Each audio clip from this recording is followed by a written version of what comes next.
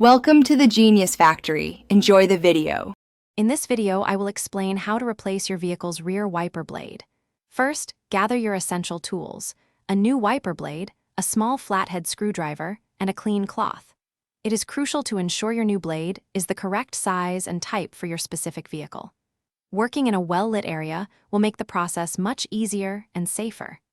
This simple task can be completed in about 10 to 15 minutes, improving your rear visibility significantly. Now, let's remove the old wiper blade.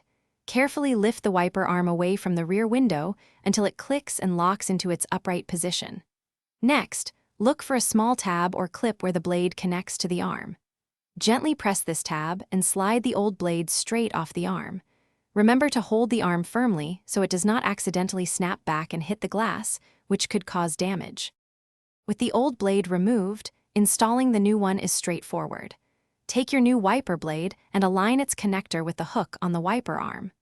Carefully slide the new blade onto the arm until you hear a distinct click, indicating it is securely locked. Then, gently lower the entire wiper arm back onto the rear window. Give it a slight tug to confirm it is firmly attached and moves freely. Finally, let's test your new wiper blade. Spray your vehicle's rear window with washer fluid and activate the rear wiper. Observe its movement to ensure it operates smoothly and clears the window without leaving any streaks.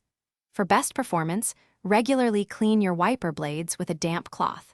Replacing them every 6 to 12 months, or when you notice reduced effectiveness, will ensure clear visibility.